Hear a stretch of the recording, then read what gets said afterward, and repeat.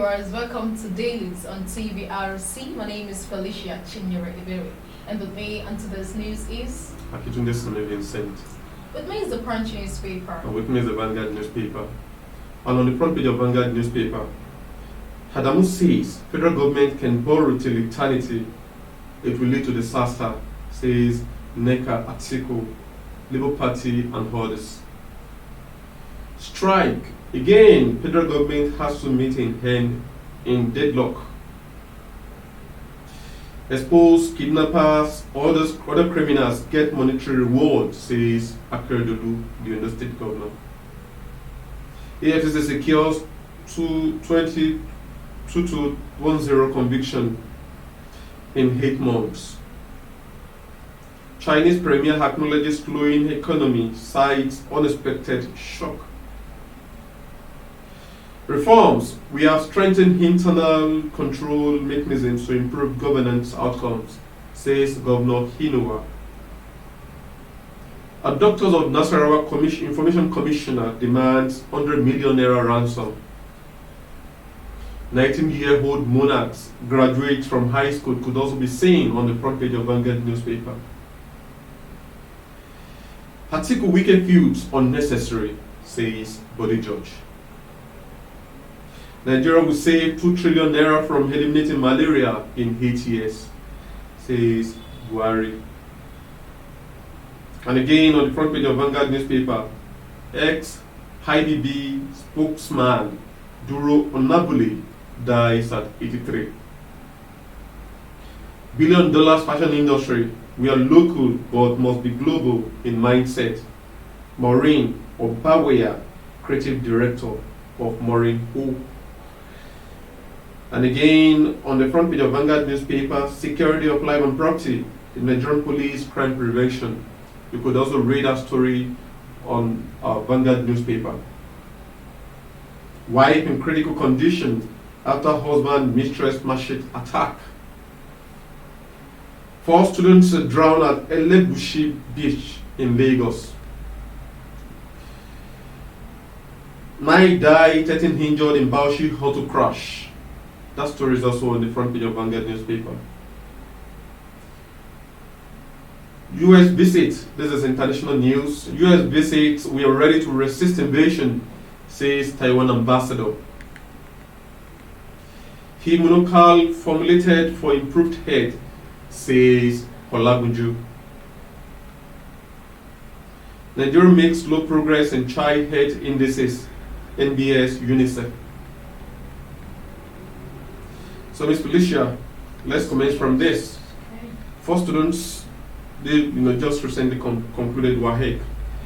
4 students drowned at Elegushi Beach in Lagos. What could be the cause of this? Is it overjoyousness, or are they just? Is it kind of a way to celebrate and it backfired? What's your take on this? Well, to me, that's a saying that if you're so happy, you have to be careful with what comes out from your mouth and don't be too quick to make promises, kind of. So who knows what would have come in between among them, rather, to say, okay, make a decision of going. It's not a crime to really go and feel happy. Do you know each time? Okay, so do you know each time I travel to that bad beach, I'm always being careful. I just want to take a kind of a back seat, and it's not as if entering the water. There's a limit. I don't know the extent at which those boys. Only God knows what transpired. But it's a very saddening situation. Yes. Okay, let's take a look at this. Article wicked feud unnecessary. But do you think this their feud is? Do you think it's becoming something else in the global? As far as Nigeria is concerned, as regards the internal rumbling. This PDP internal rumbling. Do you think this will not really affect them in the 2023 election? Oh, they might have looked into this case before now and tried to look for a way out. So for them to have come to this decision, I feel it's best known to them. Okay, that's and again, this one actually caught me thinking. Adamu says federal government can borrow till eternity. Don't you think borrowing till eternity Although some are saying it will definitely lead to disaster, Mm. like the Labour Party, Atiku, and others. Do you see any sense? As I once discussed this with a friend who says, see, there's nothing wrong in borrowing. But now this is coming from the chairman of the ruling party, that Nigeria can borrow it in eternity. Anyways, they actually know that before now we've been borrowing and borrowing, but to what length are we going to keep borrowing? And you know, if we have been borrowing, we should never forget that there are times when we pay back.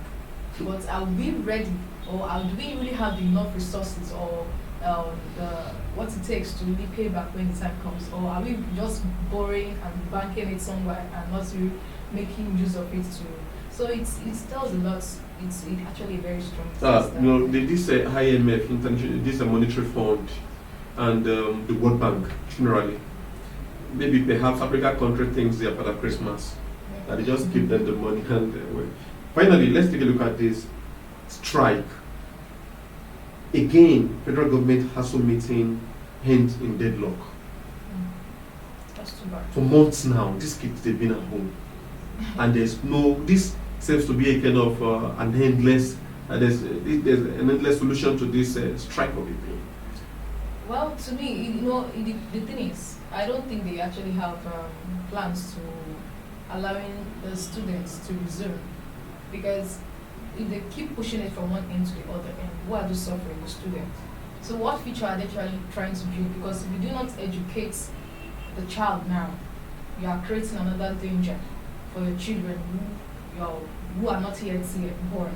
So if you educate that child out there on the streets, it will not have negative impact on your own child that gets to be born. So what message are they really passing across by not really allowing the students to resume? Because a lot of things happen even without being told. A lot of things happen, and how does it really affect the educational setting? I don't think it's really they're really discussing on it that much, because for them to have gone this far, we expect positive results. So I don't think there's a future. So according to some people in the government, they're saying that if the ASU is being given, if they yield or they listen to ASU requests and demands, that others will want to follow suit. Like they were making reference to NASU, they were also making reference to NAT, and they were also making reference to SANU and other, like the medical lecturers and what have you, that if they listen to what ASU or the agitation of the ASU, that others will definitely want to follow suit. But do you think it's really making sense in what the government is also saying? We are all getting it all wrong, because if we say this saying as a give to Caesar what is Caesar. Because normally, look at it, if they keep pushing this whole thing from left to right, it's the student that suffers it. Now, if they look at this, if they say they want to pay listening ear to ASU, fine, other sector will also follow suit. But are these people not relevant to us? Is education not relevant? So these are the things they should look into. If the health sector is also relevant, they should also look into it. What stop them to do what is needful? So alright, so that's what I have on Benga today. Okay, with me is the Punch newspaper, and on the front page of the Punch newspaper, FIIRO restores demoted officer's salary amidst fraud trial. Fire got shopping mall in Lagos. US urges calm in Kenya after election. Still on the front page of the Punch newspaper. Veteran journalist Duro Onabule dies at 83. Restructuring, won't lead to secession, says Okoti. UK inflation jumps to 40 years higher. NEMA completes NCAA requirements, resumes air ambulance. Still on the front page of the Punch newspaper. 4 students celebrating WAEC at Lagos Beach drone. ASU, federal government's meeting deadlocked, lecturers stage walkout. Atiku Wike's men hold peace talks on Friday. Still on the front page of the Punch newspaper. Social media influencer remanded over alleged 110 million fraud. This last one says, power generation falls by 503 MW. Workers threaten strike. So, Mr. Vincent, what is your take on this one that says, Atiku, weakest men would pay stocks on Friday? Well, in my opinion, I think that's a good one because this crisis rocking the leading opposition party is becoming something else, and if care is not taken. Don't forget that in a democracy, we don't expect to have just one. We are not operating one party system, where one party will be the one dominating. We need a leading opposition party that will be very strong to challenge the ruling party. So, in my opinion, I think they had better get their act correctly so that they will compete on the level ground, not just on the efficiency, not on the second guessing the fact maybe they are going to come close or not come close to the result after the election has been conducted. Okay.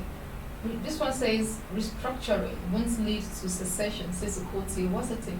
Yeah, in my opinion, I think so far so good. This is just a session should be. We need to look at, in the first place, we need to look at the reasons why people want to secede. Are they being marginalized? If they are being marginalized, what are you doing about it? And if they are not being marginalized and people presume they are being marginalized, why not make it known? Let me cite a very good example. In Nigeria, some believe that some part of, when you even talk about the major ethnic groups, you talk about the Hausa, Yoruba, and the Igbos. What about those minorities? Are they not Nigerians too? Look at the Shakiris, look at the Urubos, look at the Ibibio, look at the Kalabari, look at, these people, they're also Nigerians. So enough of these people should be duly represented at the level of governance. It should not be just some set of people who put themselves there and they want to put their own cronies. And so that's what we call the federal character. Must be thoroughly looked into. I will even suggest that the federal character, we should have a kind of a ministry that looks into this. Everybody must have its stake in the governance. Okay, this one says social media influencer remanded over alleged 110 million fraud. What's the take? Well, don't forget that after the Endsars protest, the government that they've been on the neck of those who orchestrated and those who organized that protest. And now I don't know the ground at which the person is.